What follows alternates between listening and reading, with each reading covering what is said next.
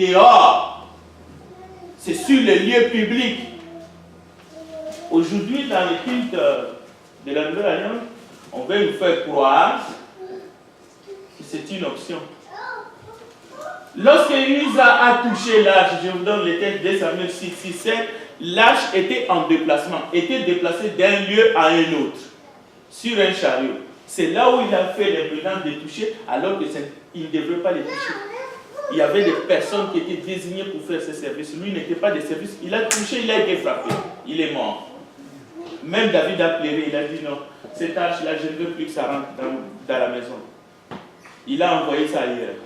Et lorsqu'il a appris que là où l'arche est allée, le peuple est béni, il a suivi l'arche pour les ramener dans la ville. Aujourd'hui, nous adorons, nous sommes devant. Nous sommes dans les lieux saints, nous sommes des sacrificateurs. Chaque chrétien a un sacerdoce. Nous n'adorons pas à l'extérieur. Nous ne sommes même pas dans le parvis, nous sommes dans le Saint de Saints. Christ est au milieu de nous. Nous sommes là où l'arche de l'Alliance était dans le temple, dans le tabernacle. C'est là que nous adorons. C'est pour ça que Dieu ne permet pas ni des instruments de musique, ni quoi que ce soit. Il n'autorise pas. C'est pour ça que nous n'en avons pas. Il n'y en a pas. Il n'y a pas un ordre derrière ici, il n'y en a pas. Parce qu'ici, nous adorons maintenant le Seigneur, notre Dieu, en esprit et en vérité, selon le modèle. Selon le modèle de ce qui est fait dans les cieux, comme Moïse avait fait les tabernacles. Donc, le culte de Dieu fut bien organisé parmi les patriarches, mais aussi dans la période mosaïque. Les sacerdoces, au temps de Moïse, appartenaient seulement aux Lévites. Nombre 3, 1 à 13. Donc, si tu n'étais pas lévite, tu t'approchais du sacerdoce, du lieu où on sacrifiait, tu mourais, tu étais mort. Le Seigneur, Dieu te tuait. Ceux qui s'approchaient mouraient. Nombre 17, 13. Vous pouvez le lire. Le prêtre lévite qui tentait de modifier quelques programmes dans le culte mourait. Lévitique chapitre 10, verset 1 à 12. Le prêtre lévite qui modifiait un élément du culte dans l'ancienne alliance. Parce qu'après cette alliance-là, c'est la nouvelle. Il mourait. Aujourd'hui, chacun prend la liberté. Il pense, il veut qu'on le fait dans le culte. Il pense, il veut. Je ne dis pas que Dieu applique la même chose, mais nous verrons si Dieu exige un modèle dans le culte du Nouveau Testament, oui ou non. Nous allons le voir. Je vais aborder chaque thème, je vais aller doucement. Nous sommes au mois de décembre. Il faut que les choses changent. L'année 2017, nous n'allons pas l'entrer comme nous sommes entrés dans l'année 2013. Chacun doit porter sa responsabilité, mais toute sa responsabilité. Si Dieu a refusé les sacrifices de Caïn dans l'ère mosaïque,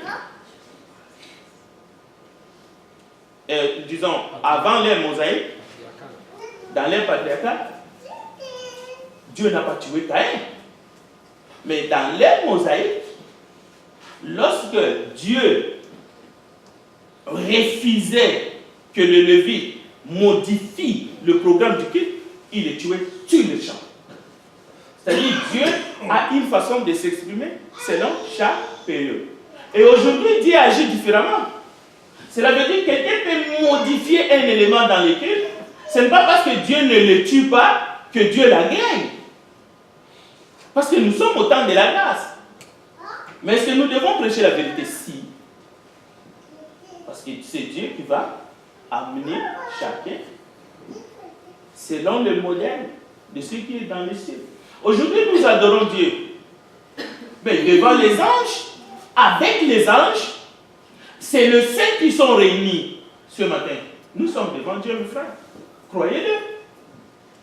Le culte que nous offrons à Dieu maintenant, dans les minutes qui vont suivre, c'est un culte en esprit et en vérité. Maintenant, réfléchissons.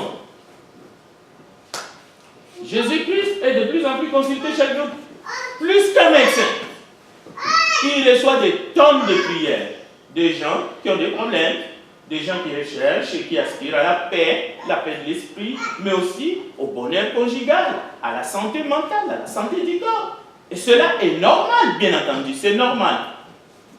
Pourquoi? Parce qu'il console même ceux qui sont éprouvés. Mais ce qui est étrange, et c'est ça le point, il semble que ce Jésus-Christ n'a aucune autorité.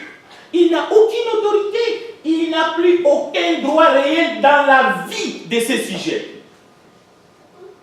Les gens parlent de plus en plus de vie privée. Je le dois de ma vie privée. Dans les communautés religieuses qui portent son nom, il semble qu'on utilise Jésus. Même ceux-là qui disent qu'ils sont chauds, ça dit qu'ils dansent, qu'ils sautent.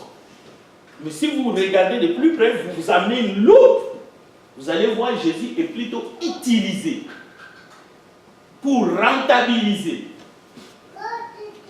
Mais le véritable Jésus-Christ, n'est-il pas le Seigneur des Seigneurs? Est-ce que c'est seulement un Jésus accommodant, un serviteur du peuple, rien de plus? Oui, tu peux me guérir, mais ne me dis pas plus. Pas un mot de plus. Ne me dis pas comment je vais faire, comment je vais vivre, quand je vais me réveiller, qu'est-ce que je dois faire de ma vie. Si c'est ce Jésus-là que tu viens adorer, non, ce n'est pas le Christ, le roi des rois, le Seigneur des seigneurs, le Seigneur des gloires. Ce n'est pas pour lui que tu as quitté ta maison ce matin. Bon, permettez-moi de vous poser quelques questions. Est-ce que le synode, le conseil d'église, consulte réellement les paroles du Seigneur dans la Bible quand il y a des grandes décisions à prendre au sein d'une communauté religieuse? Est-ce que si nous voulons décider de prendre une décision, est-ce que nous allons consulter la parole pour savoir quelle est la volonté de Dieu dans ce sujet? Est-ce que lorsque vous voulez organiser quelque chose, est-ce que lorsque vous voulez prendre une grande décision pour votre famille, est-ce que vous incluez le Christ et sa parole pour décider de ce que vous voulez faire?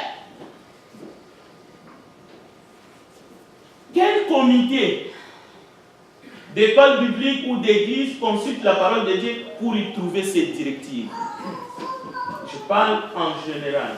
Est-ce que les membres du corps de Christ cherchent la volonté de Dieu dans chaque décision dans leur vie? Est-ce que tout notre temps, notre attention, ne sont-ils pas absorbés par des plans, des règles, des activités, des nouvelles techniques modernes? Est-ce que vous êtes là parce que vous êtes soumis à ces chefs qui a tout le pouvoir, qui a toute autorité? C'est ça. Prions Dieu avant toute chose pour recevoir du Seigneur des instructions, parce que nous avons des plans. Vous avez des plans pour votre vie, mais prions Dieu avant et soumettez ces plans à lui pour voir. Vous verrez que ça va être très difficile pour échapper et savoir si en tant que sujet, nous sommes venus, comme nous avons dit, pour lui rendre un culte d'adoration. Nous sommes dans un domaine mystique ce matin. C'est un mystère. Je parle d'un culte d'adoration. Je parle d'un culte. Quand nous allons parler de notre table de matière, vous allez comprendre. Je parle d'un culte d'adoration. Merci d'être là ce matin. Merci d'avoir fait cet effort. Vous n'êtes pas venu dans un club social. Il y a un Seigneur ici, il y a un roi. Il y a un Dieu. Amen. Amen. Ce n'est pas un humain. Alors notre façon de vivre, notre façon de faire, notre façon de penser, notre façon d'être ici, ça doit changer. Que Dieu vous bénisse. Amen. Amen.